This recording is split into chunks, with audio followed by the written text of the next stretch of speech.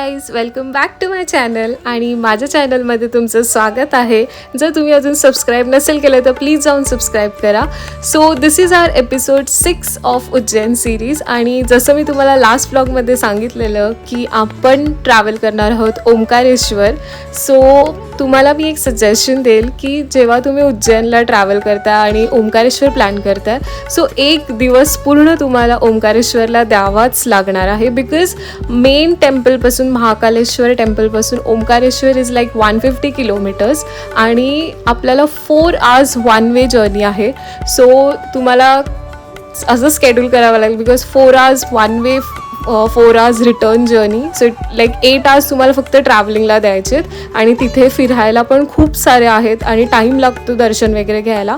Government बसेससुद्धा available आहेत आणि private buses, AC बसेससुद्धा available आहे. आम्ही स्वतः एक प्रायव्हेट कार केलेली फुल, त्याच्यात आम्ही 14 जण आरामात राहिलेलो. सो आम्ही एक प्रायव्हेट कार केलेली.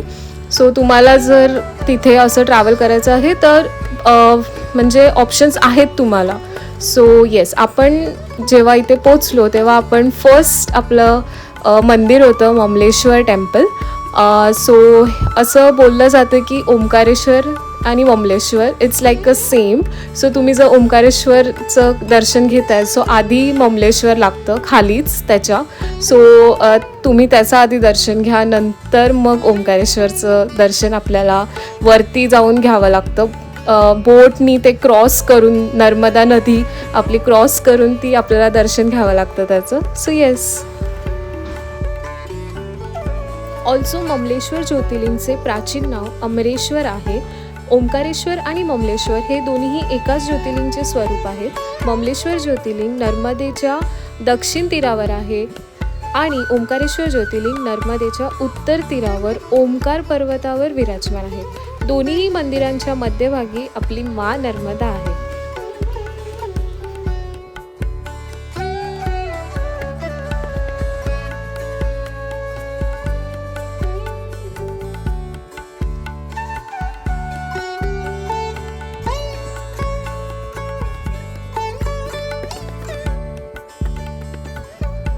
सो अशा प्रकारे आमचं सुंदरपणे ममलेश्वर ज्योतिर्लिंगचं दर्शन झाले आणि त्याच्यानंतर आम्ही पुढे निघालो ओंकारेश्वर ज्योतिर्लिंगचं दर्शन घ्यायला.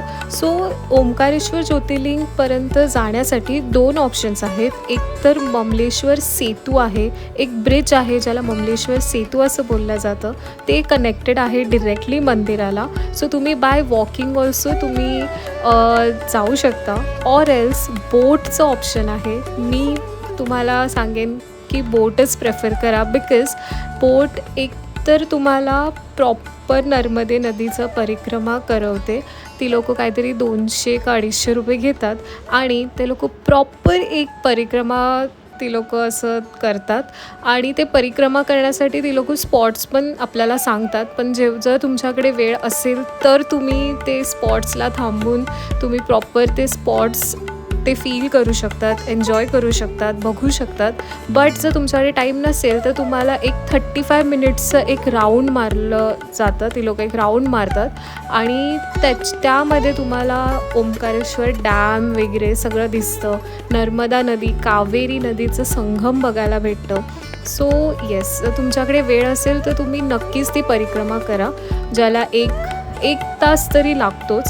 आम्हाला तेवढा वेळ नव्हता बिकॉज त्यावेळी खूप रश होता. आय थिंक संडे होता त्यावरून आणि एवढा रश होता. मी तुम्हाला ती नक्कीच पुढे स्टोरी सांगेल की आमच्यासोबत तिकडे ॲक्च्युली काय घडलं ते.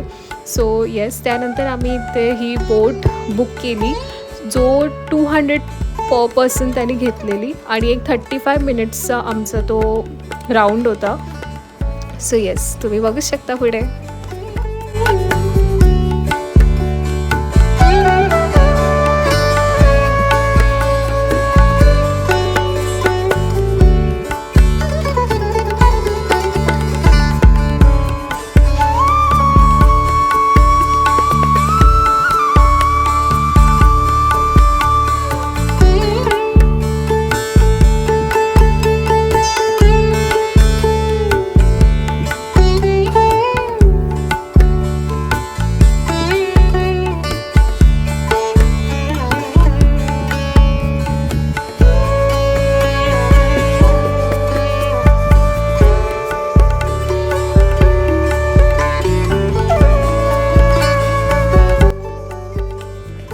सो अशा प्रकारे आम्ही बोटमध्ये बसून सर्व फॅमिली आम्ही निघालो परिक्रमा करायला आणि प्रॉपर ते हाफ ॲन आवरचं तो राऊंड ते जे बोटवाले आम्हाला करून देत होते ते करायला. आणि ऑफकोर्स तुम्ही बघू शकता एवढं वॉटर क्लिअर आहे आणि क्रिस्टल क्लिअर आहे, एवढं क्लीन होतं. खूप सुंदर व्ह्यूज एन्जॉय आम्ही करत होतो, फील घेत होतो, ते वाईब्स घेत होतो त्या. सो या आणि खूप थंड असं वातावरण होतं. ऑफकोर्स आम्ही फेबमध्ये गेलेलो, सो क्लायमेट पण खूप छान होता आणि त्याच्यावरून पाणी एवढं थंड होतं, जसं ग्लेशियरचं पाणी एकदम थंडगार असतं तसं वॉटर होतं एकदम. सो येस, ही तुम्ही जी बघताय ती आहे ओंकारेश्वर डॅम, जी नर्मदा आणि कावेरी नदीला इथे वेगळ्या होतात त्या ॲक्च्युली. सो जेव्हा आपण प्रॉपर परिक्रमा करतो तेव्हा पुढे एक स्पॉट आहे जिथे त्यांचं संगमसुद्धा होतं, म्हणून त्याला संगम स्थान असं बोललं जातं. सो ते तुम्ही जेव्हा प्रॉपर ती नावाची परिक्रमा कराल तेव्हा तुम्हाला ते नक्कीच बघायला भेटेल की ओंकारेश्वर डॅमच्या इथे त्या वेगळ्या होतात आणि पुढे जाऊन ते काहीतरी आहे त्यांचं ते त्या तिथे भेटतात सुद्धा. सो ते संगम स्थान असं तिथे बोललं जातं.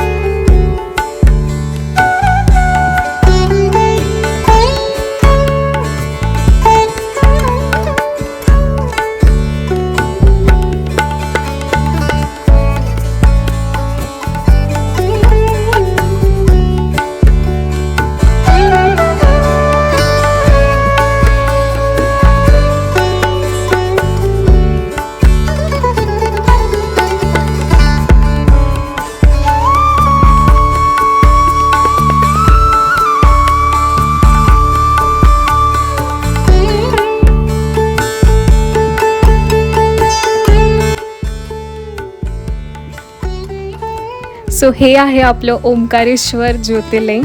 सो असं आहे की ओंकारेश्वर टेम्पल चारही बाजूनी नर्मदा रिव्हरने सराउंडेड आहे आणि जर तुम्ही ड्रोन शॉट जर कोणाला पॉसिबल असेल जर तुम्ही ते बघाल तर ते आपल्याला ओमच्या शेपमध्ये बघायला भेटतं, म्हणून त्याचं नाव ओंकारेश्वर असं बोलले आहे. सो पूर्ण ओंकारेश्वर टेम्पल सराउंडेड आहे आपलं नर्मदा रिव्हरने. सो या आणि तिकडे बाजूला जस्ट ओंकारेश्वर टेम्पलच्या बाजूला तिथे वरती एक महल आहे, त्याच्या बिहाइंड एक स्टोरी आहे. मला पण एक राईट इन्फॉर्मेशन त्याच्याबद्दल माहिती नाही, पण ते ओंकारेश्वर ज्योतिर्लिंग आणि ते महल जे आहे तिकडे त्याचं काहीतरी कनेक्शन आहे. सो येस, तुम्हाला जर नक्कीच मला गुगलवर पण ती इन्फॉर्मेशन नीट भेटली नाही. मी ट्राय करत होती सर्च करायचं पण नाही मला काय एक्झॅक्ट भेटलं त्याच्याबद्दल. सो या कोणाला जर माहिती असेल तर कॉमेंट सेक्शनमध्ये मला नक्कीच सांगा त्याच्याबद्दलची पण स्टोरी काय आहे, पण एवढं नक्की आहे की ते कनेक्टेड आहेत एकमेकांशी. सो या अशा प्रकारे आम्ही आमचं हाफ ॲन आवरचं ते राऊंड कंप्लीट केलं आणि आम्ही अपोजिट साईडला पोचलो जिथून आम्हाला वॉकिंग ओंकारेश्वर टेम्पल होतं. So that's it for this vlog आणि आपण नेक्स्ट व्लॉगमध्ये बघणार आहोत. ह्याचंच पार्ट 2 कंटिन्युएशन असणार आहे, जे आम्ही पुढे जाऊन कसं दर्शन घेतलं आणि मला तुम्हाला एक स्टोरीसुद्धा सांगायची, एक फॅक्ट सांगायचं आहे, ट्रूथ जे आपण बोलू शकतो. So yes, stay tune for the next video and see you in the next vlog. Till then take care and bye bye.